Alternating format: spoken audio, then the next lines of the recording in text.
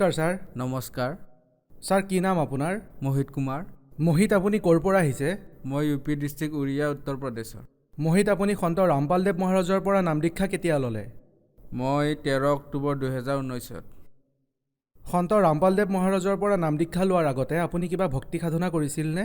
হয় ছাৰ, মই সতপালদেৱ মহাৰাজ হানসাদেশৰ পৰা নাম লৈছিলোঁ আৰু মই 7 বছৰ ধৰি তেওঁৰ পৰা নাম দীক্ষা লৈ আছিলোঁ আৰু তেওঁ দিয়া ভক্তি মাৰ্গত মই চলি আছিলোঁ আৰু লগতে সকলো দেৱী দেৱতাৰ, শংকৰদেৱৰ, দুৰ্গা দেৱীৰ যিমানবোৰ দেৱী দেৱতা আছে সকলোৰে ভক্তি কৰিছিলোঁ। সন্ত ৰামপালদেৱ মহাৰাজৰ শৰণলৈ কিয় আহিলে? চাওক, সন্ত ৰামপালদেৱ মহাৰাজৰ শৰণলৈ মই আহিলোঁ কাৰণ মোৰ প্ৰশ্ন আছিল। ছাৰ, কি প্ৰশ্ন আছিলে আপোনাৰ?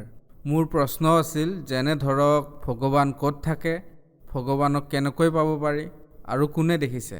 এইবোৰ প্ৰশ্ন মোৰ মনত আছিল আৰু মই ভগৱানক বিচাৰি ফুৰিছিলোঁ। মই বিনতি কৰিছিলোঁ যে ভগৱান আছে। মই বহুত সন্ত মহাত্মাক প্ৰশ্নও কৰিছিলোঁ, বিনতিও কৰিছিলোঁ, যেনে ধৰক মীৰাবাই, প্ৰহ্লাদ, হনুমানদেৱ ইত্যাদি সকলোৰে তেওঁলোকৰ যে কথা আহে সন্ত মহাত্মাৰ, তেওঁলোকৰ কেছেটো শুনিছিলোঁ। গতিকে এওঁলোকক মই মনে মনে প্ৰাৰ্থনা কৰিছিলোঁ, যদিহে আপোনালোকে প্ৰভুক দেখিছে, ক'ৰবাত যদি ভগৱানক দেখিছে, যদি ক'ৰবাত লগ পাইছে, তেনেহ'লে মোক ৰাস্তা দেখাওক। মোৰ সৰুৰ পৰাই উদ্দেশ্য আছিল ভগৱানক ভক্তি কৰা আৰু মই এতিয়ালৈকে ভক্তি কৰিবই পৰা নাই আৰু ভক্তিৰ অবিহনে পাৰ হ'ব নোৱাৰিম। সেইবাবে মই ভগৱানক বিচাৰি ফুৰিছিলোঁ আৰু মই প্ৰশ্নৰ উত্তৰ বিচাৰি পোৱা নাছিলোঁ, কাৰণ মই আগতে প্ৰেক্টিছো কৰিছিলোঁ 3-4 ঘণ্টা মেডিটেশ্যন কৰাৰ।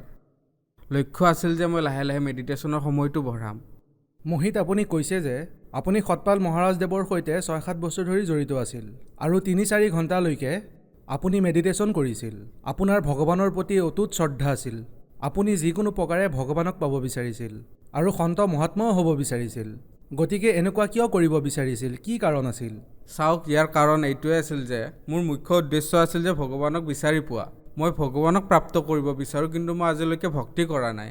যদি মই কোনোবাটো জনমত ভগৱানৰ সঁচা ভক্তি কৰিলোহেঁতেন, তেন্তে মই সংসাৰৰ 84 লাখ যোনিত আহিব নালাগিল হয় আৰু মোৰ এই মনুষ্য জীৱনো হাতৰ পৰা ওলাই যাব। মই শুনিছোঁ যে 84 লাখত এবাৰ মনুষ্য জীৱন পায়, এইটো জীৱনো গুচি যাব। মই মনুষ্য জীৱনটো ব্যৰ্থ নকৰোঁ। মৰিবতো লাগিবই, মৃত্যুটো সত্য, কিন্তু মই মোৰ জীৱনটো এবাৰ ভগৱানক অৰ্পণ কৰিব বিচাৰোঁ। মই ভগৱানক বিচাৰিয়ে মৰি যাম, ভগৱানক বিচাৰিয়ে ভক্তি কৰিম। মোহিত, আপুনি সন্ত ৰামপালদেৱ মহাৰাজৰ বিষয়ে কেনেকৈ জানিলে? কেনেকৈ আহিলে সন্ত ৰামপালদেৱ মহাৰাজৰ শৰণলৈ? মই সন্ত ৰামপালদেৱ মহাৰাজৰ শৰণলৈ এনেকৈ আহিলোঁ যে মই এটা কোম্পানীত কাম কৰি আছিলোঁ। মই আপোনাক আগতেও কৈছিলোঁ যে মই ভগৱানক বিচাৰি আছিলোঁ। 3-4 মাহলৈকে মই কান্দি আছিলোঁ, ভগৱানক বিচাৰি খালী ভৰি অহা যোৱা কৰিছিলোঁ। সেই সময়তে আমাৰ কোম্পানীত এজন ছাৰ আছে, তেওঁৰ ফোনত ৱাটাৰ বুকৰ ফ্ৰী সন্ত ৰামপালদেৱ মহাৰাজৰ যি কিতাপ আহে তাৰ লিংক আছিল। তেওঁ চাগে কিতাপখন ফ্ৰী বুলি দেখা পাই অৰ্ডাৰ কৰি দিলে। সেইখন 7-8 দিনৰ ভিতৰত আহি পালে। সেইখন অহাৰ পিছত কি হ'ল, যেতিয়া কিতাপখন আহিল তেতিয়া সেইখন লৈ কোম্পানীত আৰু যিবোৰ ছিনিয়ৰ আছে তেওঁলোকে কিতাপখনৰ অপমান কৰিব ধৰিলে যে বাবা লোকটো এনেকুৱাই হয়, ধৰ্ম চৰ্ম বুলি একো কথা নাই, এনেকেই কথাবিলাক কৈ কিতাপখন ৰাখি দিলে। যিহেতু মই ভগৱানক বিচাৰি আছিলোঁ আৰু সকলো ধাৰ্মিক কিতাপ পঢ়িছিলোঁ, ভাল হওক বা বেয়া হওক, ভালবোৰ মই ভিতৰত ৰাখি লওঁ আৰু বেয়া হ'লে এৰি দিছিলোঁ। তেতিয়া মই সেই কিতাপখন পঢ়িলোঁ, 7-8 দিনমান একেলগে পঢ়িলোঁ। তাতে যি অদ্ভুত জ্ঞান লিখা আছিলে, মোৰ মূৰেই ঘূৰাই গ'ল। যিহেতু মই ভগৱানক বিচাৰি আছিলোঁ, গতিকে মই বিনতি কৰিব ধৰিলোঁ। সপোনতো বিনতি কৰিব ধৰিছিলোঁ, দিনে ৰাতিয়ে কৈছিলোঁ, হে ভগৱান, আপুনি সঁচাটো মোক কওক, আচলতে ভগৱান হয় কোন? এই কিতাপখনত এনেকৈ লিখা আছে, তেন্তে এইখন কিতাপ শুদ্ধ নেকি? যে সংসাৰৰ মানুহে যি ভক্তি সাধনা কৰি আছে, নিয়ম ক্ৰিয়াবোৰ কৰি আছে, সেয়া ভুল। যিহেতু মই ভগৱানক বিচাৰি আছিলোঁ, গতিকে ভগৱানক বিনতি কৰিছিলোঁ। তেতিয়া ভগৱানে কি কৰিলে, সন্ত ৰামপালদেৱ মহাৰাজৰ কৃপাত চাগে হাতৰ পৰা 10 দিনৰ ভিতৰত মোৰ ফোনতো সেই লিংকটো আহিল। তাৰপিছত মই এইবাৰ জ্ঞানগংগা কিতাপখন অৰ্ডাৰ কৰিলোঁ। প্ৰথমে জীৱনৰ সুগম পথ আহিল, তাৰপিছত জ্ঞানগংগা কিতাপখন আহিল। যেতিয়া মই জ্ঞানগংগা কিতাপখন সম্পূৰ্ণকৈ পঢ়িলোঁ, তেতিয়া কনচেপ্ট ক্লিয়াৰ হৈ গ'ল। সেই কিতাপখন মই পঢ়িলোঁ। মই যেতিয়া আকৌ এবাৰ সেই কিতাপখন পঢ়িছিলোঁ, তেতিয়াহে মই ভালদৰে বুজিব পাৰিলোঁ। যেতিয়া মই বুজি পালোঁ, সেই সময়তে মই তাতে নম্বৰ লিখা আছিলে, সেই কিতাপৰ নম্বৰটোত ফোন কৰি সোধাত ক'লে যে ক'ৰ হয় আপুনি? মই ক'লোঁ দিল্লীৰ। তেতিয়া তেওঁ ক'লে যে আপুনি দিল্লীৰ তেওঁৰ আশ্ৰমৰ পৰা নাম দীক্ষা ল'ব পাৰে। মোহিত, আপোনাৰ এডুকেশ্যন কি আৰু বয়স কিমান? ছাৰ, মই গ্ৰেজুৱেশ্যনৰ ফাৰ্ষ্ট ইয়াৰৰ হয়, মোৰ বয়স 23। মোহিত, আপুনি এজন ডেকা ল'ৰা। এই বয়সত ল'ৰা ছোৱালীয়ে নিজৰ কেৰিয়াৰ বনায়, পঢ়া শুনা কৰে, কিন্তু আপুনি ভগৱানক বিচাৰিলে। গতিকে আপুনি সেইসকল ল'ৰা ছোৱালীক কি ক'ব বিচাৰিব যিসকলে কয় যে ভক্তি এতিয়া নহয়, বুঢ়া বয়সতহে কৰিব লাগে?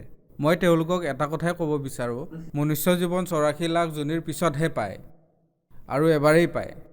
আমি যি কৰ্মক্ৰিয়া কৰোঁ এই সংসাৰতহে সকলোবোৰ ঠিক আছে কৰি আছোঁ বাৰু, কিন্তু আমি ভক্তিৰ ফালেও ধ্যান দিব লাগে। ভক্তিৰ কোনো এজ নাথাকে আৰু মৃত্যুৰো কোনো সময় নাথাকে।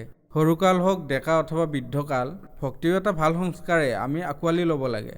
সৰুকালেই হওক, ডেকা অথবা বুঢ়াকাল, অৰ্থাৎ সৰু ল'ৰা ছোৱালীয়েও কৰিব পাৰে, ডেকা ল'ৰাও কৰিব পাৰে, বৃদ্ধাৱস্থাত বয়স হোৱাৰ পিছতো কৰিব পাৰে। ইয়াৰ কোনো এজ নাই, সকলোৱে কৰিব পাৰে। মোহিত, আপুনি ভগৱানক বিচাৰি ঘূৰি ফুৰিছিলে। তাৰপিছত আপুনি সন্ত ৰামপালদেৱ মহাৰাজক লগ পালে আৰু তেওঁৰ পৰা নাম দীক্ষা ল'লে। তেন্তে ভক্তি কৰাৰ বাবে আপুনি কিবা লাভ পালেনে? আটাইতকৈ ভাল আৰু আটাইতকৈ ধুনীয়া প্ৰমাণ সহিতে সন্ত ৰামপালদেৱৰ যি জ্ঞান সেয়া মই পালোঁ। তাতে মই শান্তি পালোঁ আৰু মোৰ মানসিক শান্তিও পালোঁ, বহুত শাৰীৰিক লাভো পালোঁ, আৰ্থিক সমস্যাও শেষ হ'ল। গতিকে আটাইতকৈ ডাঙৰ কথাটো হ'ল যে মই আধ্যাত্মিক জ্ঞান পালোঁ, যিটো মই বিচাৰি আছিলোঁ। সন্ত ৰামপালদেৱ মহাৰাজৰ কৃপাত মই এটা চাকৰিও পালোঁ। এতিয়া মই সন্তুষ্ট, ভগৱানৰ সৎ ভক্তিৰ মাৰ্গো মই পালোঁ। সন্ত ৰামপালদেৱ মহাৰাজৰ বিষয়ে প্ৰায়ে কোৱা হয়, সন্ত ৰামপালদেৱ মহাৰাজে দেৱী দেৱতা ব্ৰহ্মা বিষ্ণু মহেশ্বৰক পূজা কৰিবলৈ বাধা দিয়ে। এইটো কথা সঁচানে? চাওক, সন্ত ৰামপালদেৱ মহাৰাজে ভক্তি কৰিবলৈ মানা নকৰে, আনকি তেওঁ সকলোকে সঠিক ভক্তিৰ কথাহে কয়। তেওঁৰ মূল মন্ত্ৰটো কি, মানে কেনেকৈ ভক্তি কৰিব লাগে, কেনেকৈ সাধনা কৰিব লাগে। কাৰণ আমি ইমান দেৱী দেৱতাক পূজা কৰোঁ, কেতিয়াবা মন্দিৰলৈ গুচি যাওঁ, ধূপ জ্বলাই দিওঁ, প্ৰসাদ দিওঁ, এনেকুৱা ধৰণৰ ভক্তি কৰিব নালাগে। ভক্তিটো নিজৰ আস্থাৰে মনৰ পৰা কৰিব লাগে। মনটো একো বেকাৰ কামত নলগাই এই ভগৱানৰ ওপৰত আস্থা ৰাখিব লাগে। তেওঁ যিমানবোৰ দেৱী দেৱতা আছে, ব্ৰহ্মা বিষ্ণু মহেশ্বৰ, সকলোৰে ভক্তিৰ কথা কয়, কিন্তু এটা মূল মন্ত্ৰৰে ভক্তিৰ কথা কয়। তেওঁলোকৰ এটা মেইন সাধনা থাকে। মোহিত, সন্ত ৰামপালদেৱ মহাৰাজে কোনটো ধৰ্মক মানে? হয়, চাওক, সন্ত ৰামপালদেৱে কি ধৰ্মক মানে? এই প্ৰশ্নৰ উত্তৰ হ'ল তেওঁৰ মানৱ ধৰ্মক মানে। সন্ত ৰামপালদেৱ মহাৰাজে তেওঁ কৈছেও, বেদেও এইটোৱে কৈছে যে জীৱ আমাৰ জাতি হয়, আমাৰ ধৰ্ম মানৱতা, হিন্দু মুছলিম শিখ ইছাই আন ধৰ্মৰ নহয় কোনো। মোহিত, ধৰক কোনোবাই শিখ ধৰ্মৰ হয়, মুছলিম ধৰ্মৰ হয়, অথবা ইছাই ধৰ্মৰ হয়, নাইবা হিন্দু ধৰ্মৰ হয়। যদি তেওঁলোকে সন্ত ৰামপালদেৱ মহাৰাজৰ পৰা নাম দীক্ষা ল'ব বিচাৰে, তেন্তে কি তেওঁলোকে নিজৰ ধৰ্মৰ ভক্তি এৰিব লাগিব? অথবা সন্ত ৰামপালদেৱ মহাৰাজে কোনটো ধৰ্মৰ ভক্তিৰ কথা কয়? হয়, চাওক, সন্ত ৰামপালদেৱ মহাৰাজে যি ভক্তিৰ কথা কয় সেয়া একেবাৰেই সহজ। সকলো বেদতে, হিন্দু হওক, মুছলিম হওক, শিখ ইছাই যিকোনো ধৰ্মৰেই নহওক, তাত একো পাৰ্থক্য নাথাকে। যেনে ধৰক হিন্দু মুছলিম শিখ ইছাই বেলেগ নহয়, সেইবোৰ একো ধৰ্ম নহয়, কেৱল মানৱতাই ধৰ্ম। আৰু সকলো সৎগ্ৰন্থতেই হিন্দু হওক অথবা মুছলিম হওক, তেওঁলোকৰ নিজৰ সৎগ্ৰন্থত থকা ভক্তি দিয়ে। গতিকে তেওঁলোকে নিজৰ নিজৰ ধৰ্ম পঢ়িব লাগে, তেতিয়াহে নিজৰ ধৰ্মৰ ধাৰ্মিক কিতাপত কি লিখা আছে বুজিব পাৰিব। তাৰপিছত সন্ত ৰামপালদেৱ মহাৰাজে যি প্ৰমাণিত ভক্তি দি আছে সেয়া কৰিব পাৰে। মোহিত, আজি যিসকল শ্ৰদ্ধালুৱে আপোনাক দেখি আছে, তেওঁলোকক কি বাৰ্তা দিব বিচাৰিব, বিশেষকৈ হানসা দেশপন্থীসকলক? হয়, চাওক, হানসা দেশপন্থীসকলক মই এইটোৱে ক'ব বিচাৰিম যে চাওক, আপোনালোক সকলোৱে শিক্ষিত।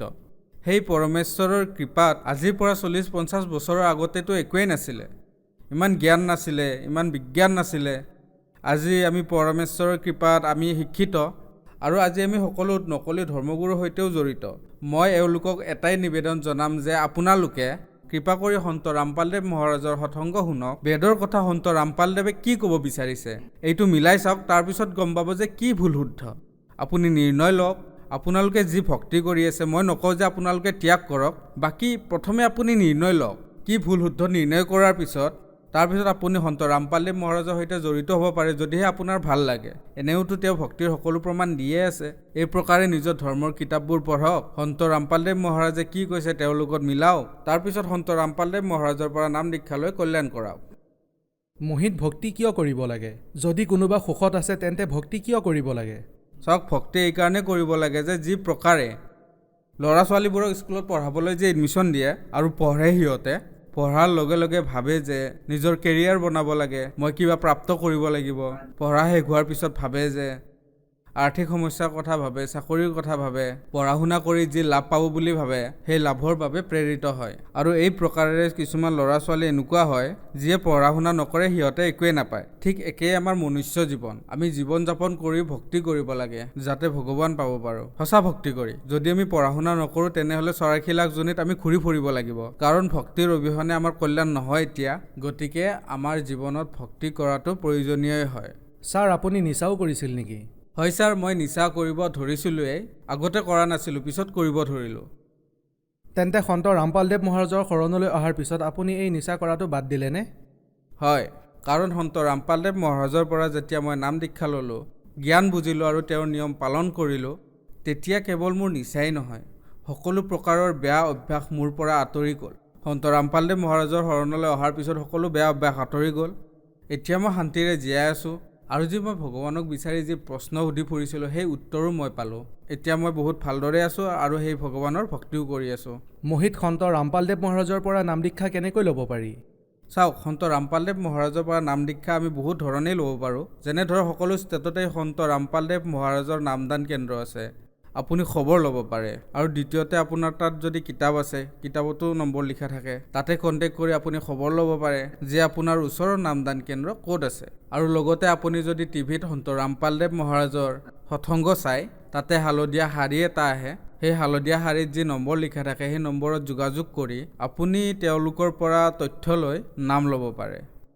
ধন্যবাদ। সৎ চাহেব।